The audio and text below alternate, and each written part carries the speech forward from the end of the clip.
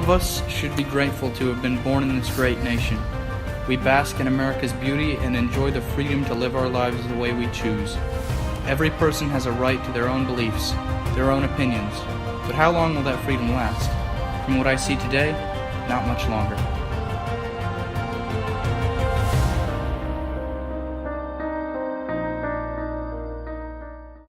In today's society, we have forgotten the importance of free speech.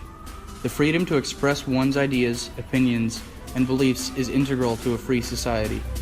If we are not able to speak freely, how can we trust the government to protect our other natural rights, or fight to protect our freedom? We couldn't. I think it's so important because freedom of speech seems to me the key to all other rights. If one can speak out about any abuse one has suffered, one always has the possibility of gaining certain relief or certain redress from any other kind of abuse. And I think people all over the world prize the ability to express themselves freely because they know that that is the way that they can protect themselves against other kinds of abuses of their rights. Freedom of speech, the ability to express yourself, it's a cherished idea, as well it should be. Most of us who live in liberal Western democracies think of it as a basic human right. People have fought and died for it. But now we may be in danger of losing it. The threat is not coming from without, from external enemies, but from within. A generation is being raised not to believe in freedom of speech, but rather that they should have freedom from speech they dislike.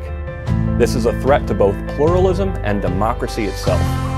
We see this in Europe, where sensitivity-based censorship attempts to ban anything deemed hateful or even just hurtful, and to ban criticism of religion, especially Islam.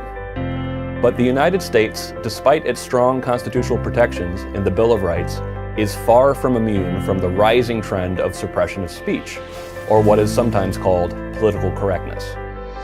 This is especially true at America's colleges and universities, the place where our future leaders are educated and where you'd expect speech to be the most free. Highly restrictive speech codes are now the norm on campus, not the exception. According to a study by my organization, the Foundation for Individual Rights in Education, FIRE, 54% of public universities and 59% of private universities impose politically correct speech codes on their students. And thanks to recent Department of Education guidelines, 100% of colleges may adopt speech codes in the coming years. How bad is it? At a public campus in California on Constitution Day in 2013, a student who also happens to be a decorated military veteran was told he could not hand out copies of the Constitution to his fellow students. The objection from the university was not ideological. It was out-of-control bureaucracy imposing limits on speech.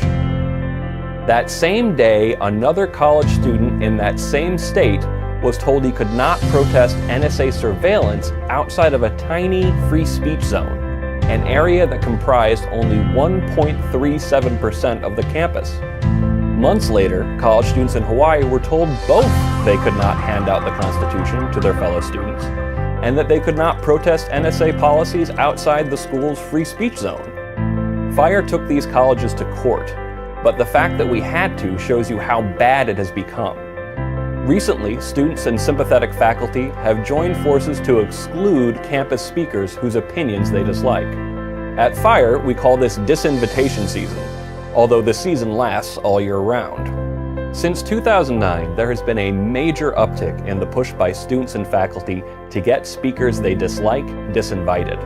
These speakers have included former Secretary of State Condoleezza Rice, the Somali-born feminist and critic of Islam, Ayaan Hirsi Ali, and the director of the International Monetary Fund, Christine Lagarde. And that's only the obvious part of the disinvitation problem. Few conservative speakers are invited to speak at colleges lest they have to be disinvited later. The newest threat to speech comes from so-called trigger warnings. alerts that warn students that they are about to read or hear something that triggers a negative emotional response. A 2014 New York Times article cited the example of a Rutgers student requesting trigger warning for the classic American novel The Great Gatsby because it, quote, possesses a variety of scenes that reference abusive, misogynistic violence, unquote. Recently, Oberlin College attempted to institute a policy that heavily encouraged the faculty to avoid difficult topics and to employ trigger warnings as a means of making classrooms safer. Safety has been watered down to essentially mean the right to always feel comfortable. New demands for trigger warnings are popping up on campuses across the country. Add in popular academic theories that encourage students to scrutinize speech for microaggressions, any statement that might be construed as racially insensitive, classist, sexist, or otherwise un-PC, and it's clear that campuses are teaching students to police what they say. This is precisely the opposite of what is needed. Our society needs candor, and it needs freedom of speech, not freedom from speech. Intellectual comfort is not a right, nor should it ever be. Not if we want freedom of speech. Let's just call it freedom to survive. I'm Greg Lukianoff, president of the Foundation for Individual Rights in Education for Prager University. On February 1st, 2017, students of UC Berkeley decided to protest and prevent the speech of Milo Yiannopoulos, senior editor of Breitbart News. The once freedom-loving Berkeley turned its back on free speech. Milo Yiannopoulos was seen as a threat due to his political opinions, which students of the university did not wish to hear. Violence eventually broke out, and the protest transformed into a riot. Destruction of property, fighting amongst students. The protest became so violent the police eventually had to intervene. All of this hatred and violence so that they could feel comfortable that Milo's voice was not heard. You see, without the free expression or civilized discussion of opposing views and ideas, there can only be violence. If humans can't fight with their voices, they will fight with their fists. We are all violent by nature, and taking away our only way of solving problems without the spilling of blood will surely lead us to chaos. There are already more than enough people on the political left who believe harboring those with opposing views is an acceptable act.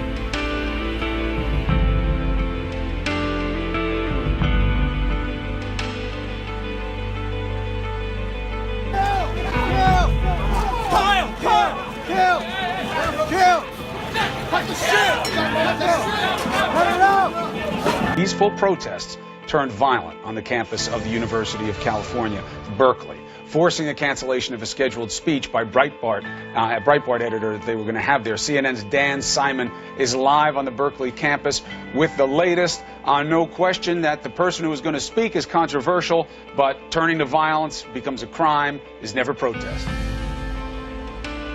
Yeah, that's right, Chris. First of all, we should point out that order has been restored to the UC Berkeley campus, but obviously you had a lot of tension when you had this group of anarchists, and let's be clear that we're talking about 150 anarchists out of a group of about 1,500 peaceful protesters.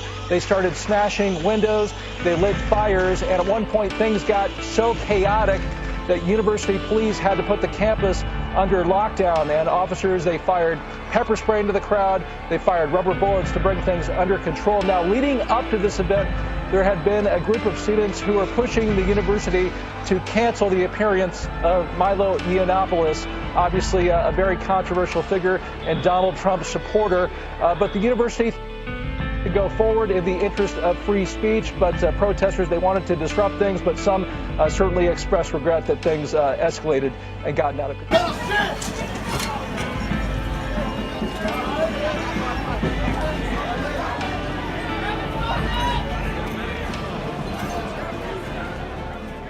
I was due this evening to speak at the UC Berkeley about cultural appropriation, a phenomenon on the progressive social justice left where they sort of like to tell you what kind of costumes it's allowed to wear, whether it's racist to wear a kimono, for instance, if you're not Japanese. It's not a subject you would imagine would prompt the kind of violent riots that you're now seeing on every major broadcast network in the United States, and it's not something I expected to happen tonight. But it turns out that the progressive left, the social justice left, the feminist Black Lives Matter, Antifa left, the hard left, which has become so utterly antithetical to free speech in the last few years, is taken a turn post-Trump's election where they simply will not allow any speaker on campus, even somebody as silly and harmless and gay as me. I would say that the ability to express ideas without fear of reprisal from the government is a really important aspect of American culture. I think that a lot of people who say things that are purposefully offensive or provocative, they often, if they don't want to face the consequences of those things, maybe advertisers deciding not to promote their show anymore or anything like that, then they'll say, oh, well, I have free speech. And yes, they do. But just because you can say something doesn't mean that you're immune from the consequences of that, right? The First Amendment says you can say whatever you want without your government putting you in jail for what you said. You're not going to be punished by the government. But you can be punished by consumers, or if you say something dumb and you get punched in the face, that's, not protected by the First Amendment. Hello and welcome to Justice. I'm Judge Jeanine Pirro. Thanks for being with us tonight. Now to my opening statement. America is in trouble. They are trying to silence you. A monstrous and pervasive movement is putting the First Amendment and your free speech, the most basic and fundamental tenets of our nation, at risk and in danger of extinction. Originally, freedom of speech, meant that anywhere you want, you can express your ideas about whatever you want. You have the right to your own opinion, and no one can tell you otherwise. You can argue, you can try and convince someone of your point of view, but ultimately they have the right to believe that, and you can't do anything about it. But the way it is today, people believe that because their points of view are morally superior, that they can impede on those rights and say, I have the right to, hurt you because you believe something that I believe is evil. I think it kind of means what it's always meant, which is the government should never have the right to censor your speech, your freedom to express your ideas or your beliefs for who you think you are, or also not only that, but what you think your country should be and what it should do for you and your community.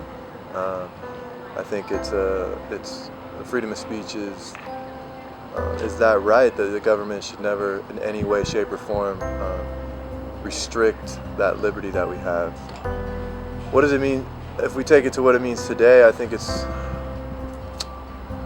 really important today, especially in the political climate that we are now in.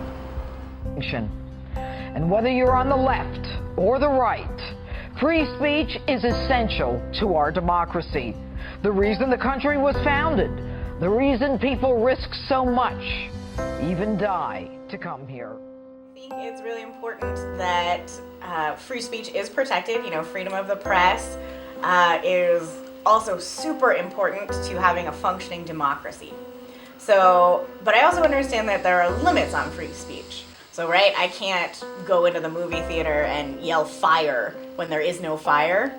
And I can't say things that incite violence, I think is the other sort of caveat to the First Amendment. But I think it is the government's job to protect unpopular opinion.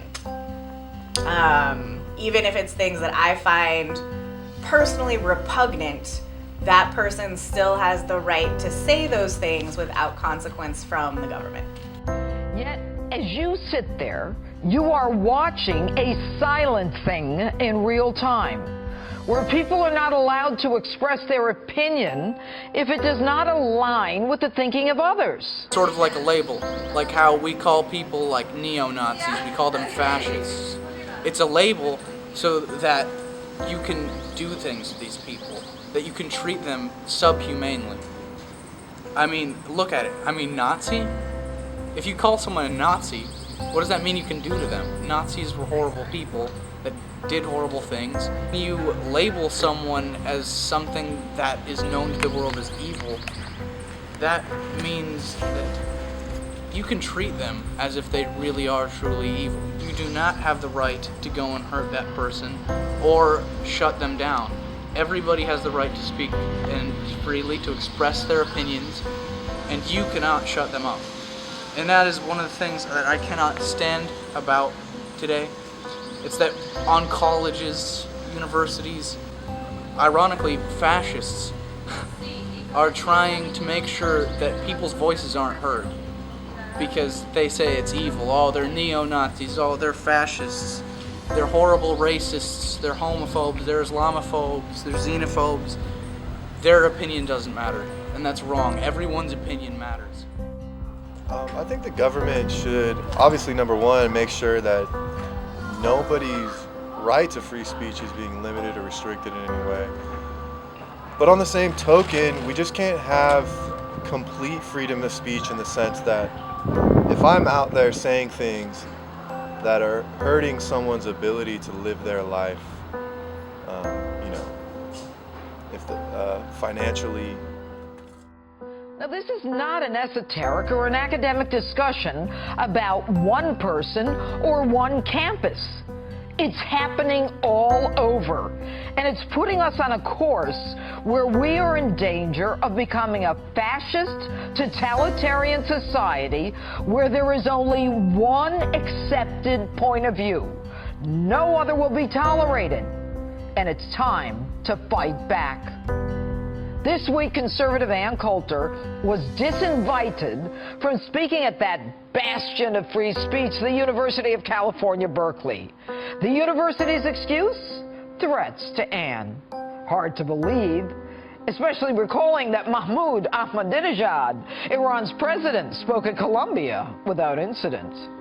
One of the ways we silence people these days is not only by labeling them, but, we spread lies about them. We lie or, exaggerate anything wrong that they have done, even if it was a little tiny bit of wrong. Everybody makes a mistake, but we like to exaggerate to, make these people seem like the evil monsters. And you see it on college campuses where people like Ben Shapiro are made out to be these hateful, evil people that just want to lie to your face and get you to believe in these evil ideologies.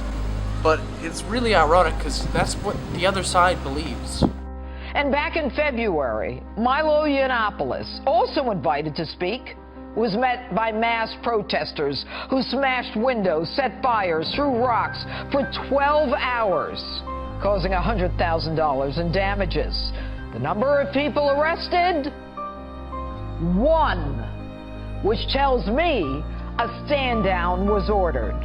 No surprise, given the mayor of Berkeley, Jesse Arguin, is an Antifa, short for anti-fascist, meaning he doesn't like conservative speak. No surprise, given his support of Black Lives Matter and Berkeley being a sanctuary city. So, Antifa is this just big hypocritical group. I mean, it's a group, Antifa, it's short for anti-fascists. And it's funny because they're the real fascists. They believe that, if you don't agree with them, that you get to be shut up, that your opinion doesn't matter, that you're a fascist, and that they get to shut you down. And, we saw Antifa at, was it... I don't know if it was UC Berkeley. Dang. No, it was at the pro-freedom of speech rallies. Antifa came with their communist flags, their Soviet flags, I guess. But,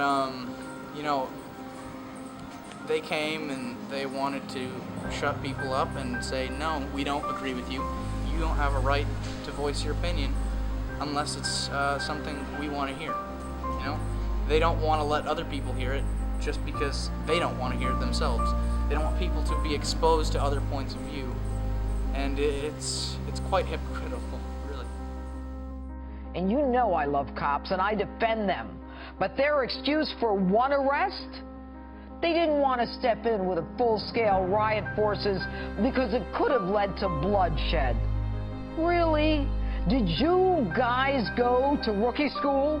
Did anyone tell you how to take someone into custody without going into full riot gear? You can't take a snowflake in a ninja costume? Come on. Living a life in the pursuit of happiness, life, liberty, in the pursuit of happiness. And if my free speech is making sure someone doesn't get that, then the government should step in and say, whoa, you need to restrict your speech because it's hurting others. So I think the government has that kind of it has to find the right balance, right? Where are we allowing our citizens to express themselves and their beliefs, but also, is that free speech trumping on others, perhaps, and is that free speech hurting others and their ability to live their life and their ability to pursue their happiness? And if it is, then the government, I think, should step in and do whatever they need to do to try to limit it. And what's with these college wimps who can't bear to hear a speaker and need a safe space, aka a college playpen, because they're so traumatized by words? Instead of having a hissy fit, you ought to go find a bunker to hide in for the next 50 years because you aren't going to make it in the real world. Young people face drugs and gangs and wars and landmines and genocides, and you spoiled brats can't listen to words? You're wusses. If you don't like what someone has to say, stay home. But if you think you have the right to use violence to stop someone else from listening, you're a thug, and a dumb one at that.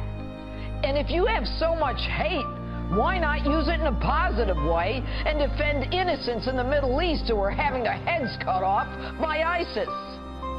And another liberal genius, Howard Dean, tweets, "Hate speech is not protected speech." Howard, don't practice law without a license. I've got news for you. Hate speech is protected. I don't like it, but even the United States Supreme Court protects flag burning. I'm sure the punks at Berkeley have done that. And back to you, snowflakes, a little recap. Free speech is just that. Say whatever you want, except things like yelling fire in a crowded theater. Now, you do not have the right to stop someone from speaking. You do, though, have the right to not listen.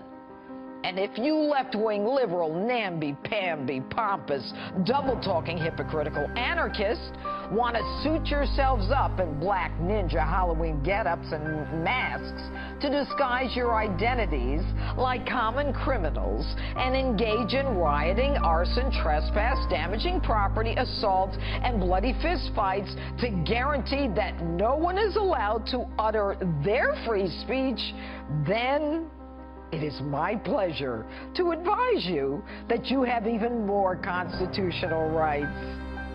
As in the right to remain silent, the right to an attorney, and the right, yes, to your own playpen. Another playpen, though. A 6x6 cell that taxpayers would be happy to throw you into.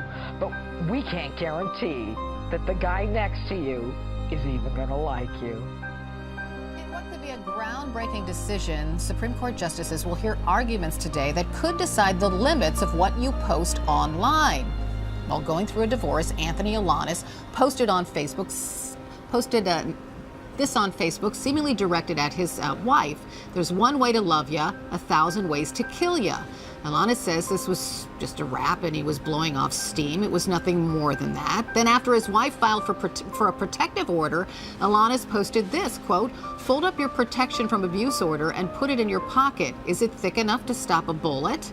He would eventually be sentenced to 44 months in prison for posting such things on Facebook. Oh, I think so. Things go viral really quickly.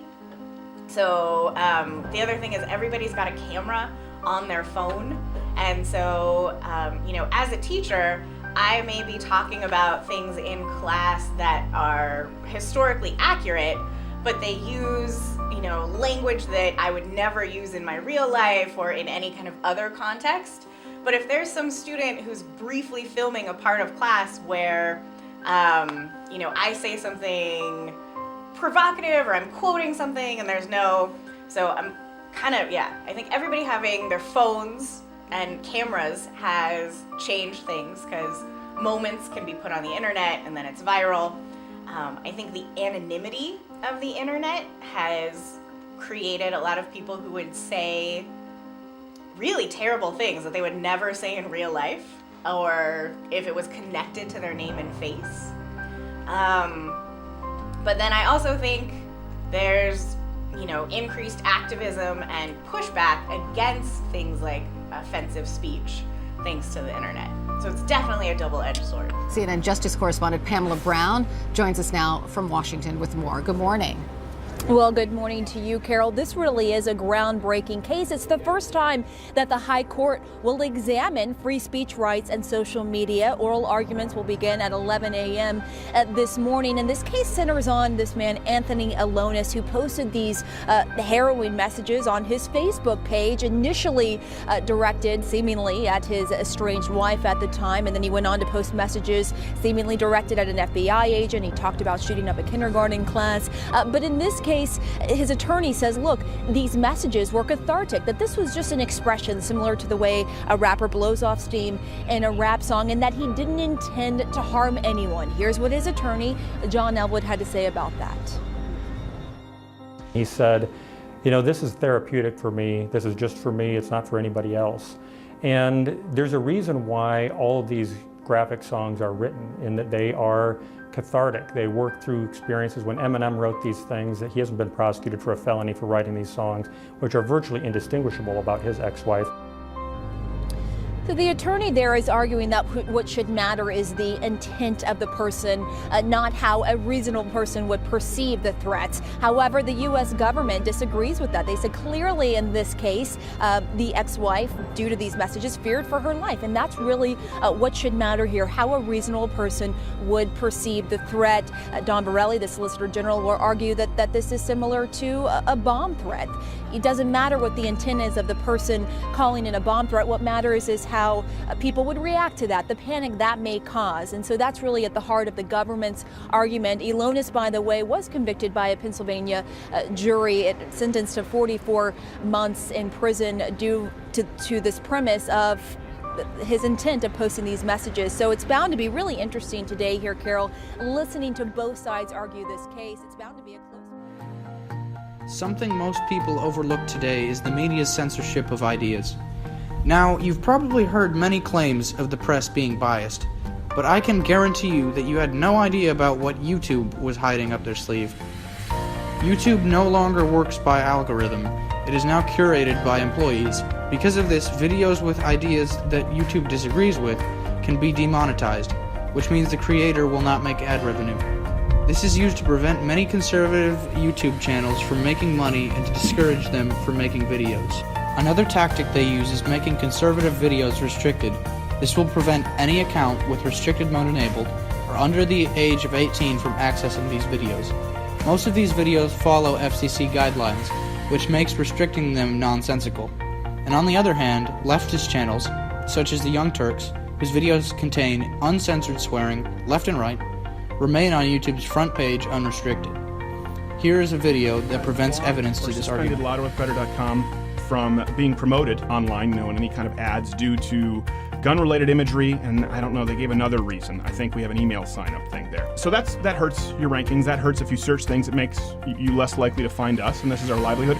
But YouTube, we found out this week, Jared can bring up some images. Prager University let us know this. I did a video with them this week. They are blocking our content through restricted mode. So if you're in restricted mode on YouTube, you cannot see our videos. What does that mean? That means most public libraries. That means most schools, certainly high schools, a lot of colleges, most public places. That means anyone who has a YouTube account, as far as I understand it, under the age of 18. YouTube doesn't allow you to see our videos. It's like a parental control.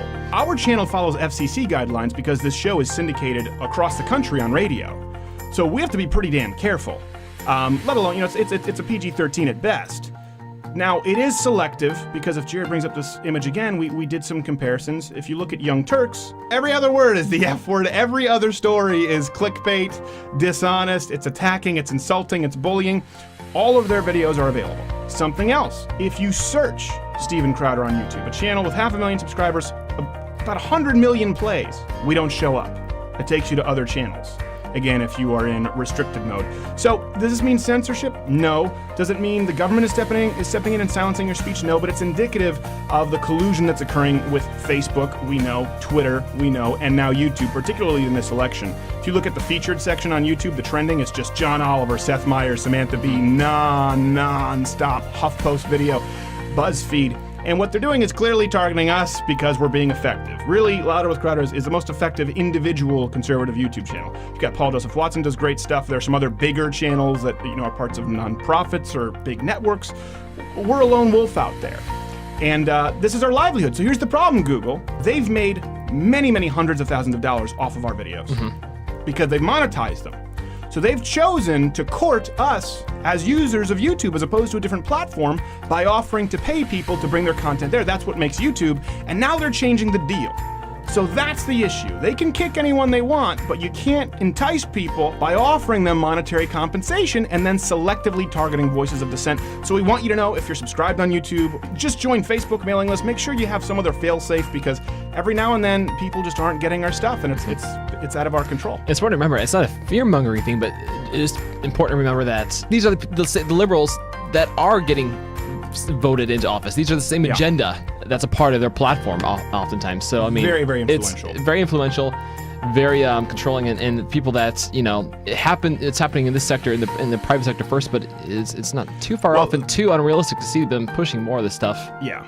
And they meet with Clinton. They've met with Obama. Yeah. They've been courted.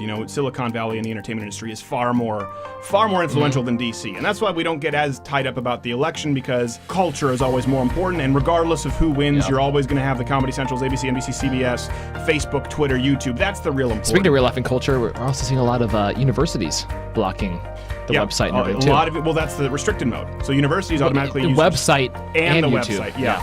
And so listen, a lot of people have said, well, why don't you go start your own platform? We always want to fight the left where they are, okay? So people are on YouTube. We don't want to go to conservative tube or to God tube. We want to get our stuff out there because, with that 100 million plays we have on YouTube, great numbers, we're incredibly grateful. They could all go away tomorrow. We're very aware of it. But we've reached a lot of people. We've changed a lot of minds, and we don't want to shut that off. That being said, it is getting to a point where we can't be dependent on it. And so we will say this, there are some things in the works. November 8th, on election night, we'll be making an announcement. And if you want to support what we do and what some other liberty-minded conservatives do, you're going to have that opportunity. And we're not a Patreon group. We're not sitting there with our cup out. Remember that Warrior? I'm trying. So I wish I liked you more when you're an alcoholic, not sitting there like a beggar with your cup out.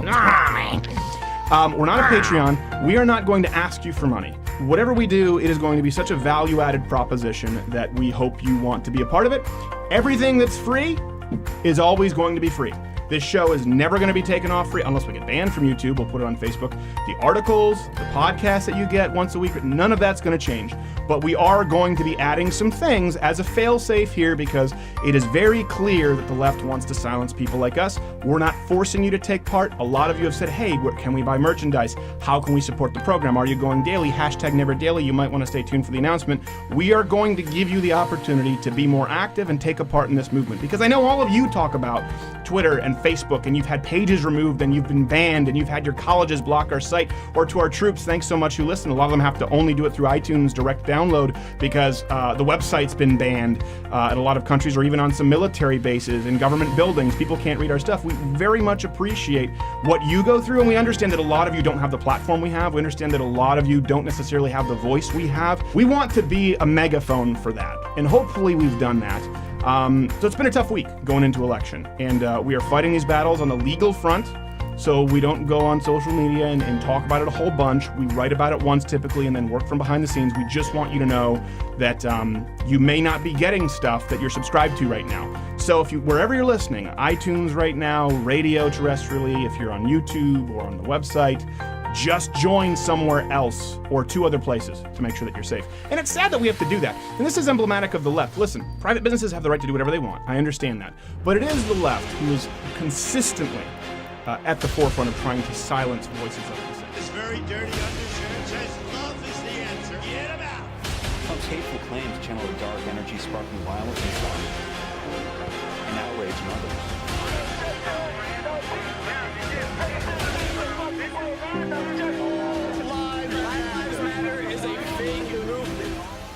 I would also like to mention political correctness, which is a method used by the left to silence people by labeling certain words or statements as offensive. For example, if I explain to someone why I believe the true religion of Islam conflicts with Western society, they will most likely tell me my opinion is invalid due to it being insensitive. While people have the right to believe in their own religion, I still have the right to criticize their religion. Proponents of political correctness shake their fingers at this criticism, labeling it as hate speech. However, what many consider to be hate speech hardly has hate involved. Such as in my case, I'm not hateful, I simply have an opinion. But some are willing to label any argument as such to discredit and berate somebody just to win the debate. Woke up to a pistol in my face held by a plainclothes officer. They were all over the place. Intimidating. I'm just another shock right now. They're kicking down the door in Kevlar vest. It looks no different than a night raid intrusion. When the government sees its people as a danger, you've got to fight for peace. The question is, why is peace such a danger?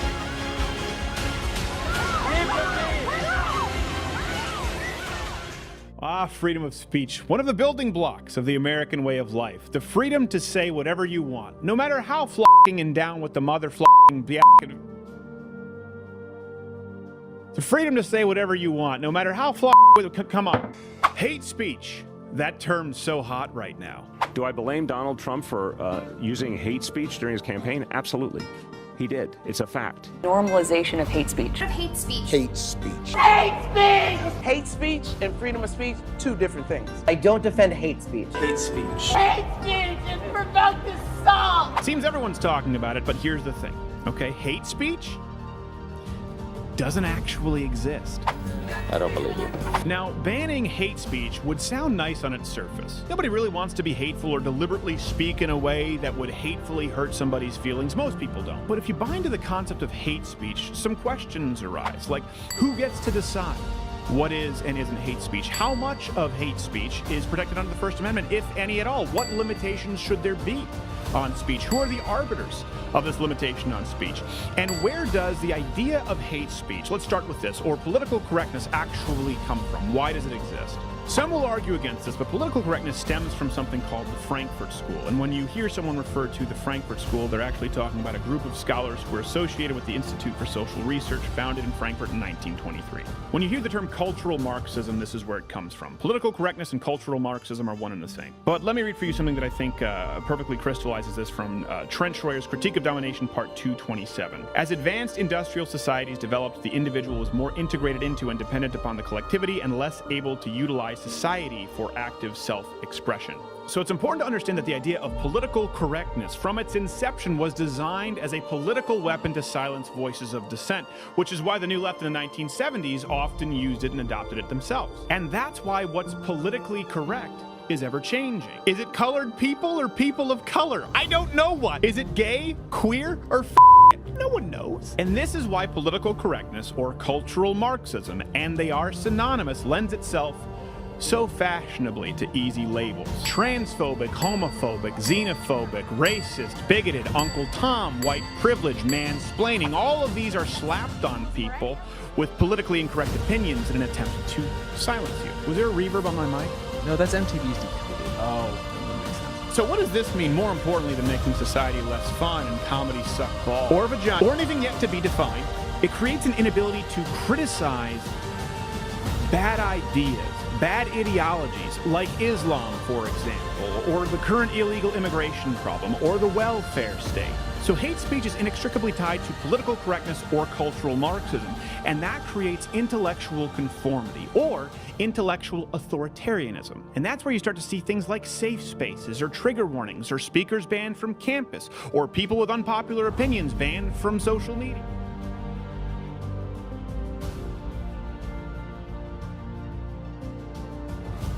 My hope is that the topics and evidence in this documentary will help you understand this tragic war on freedom of speech.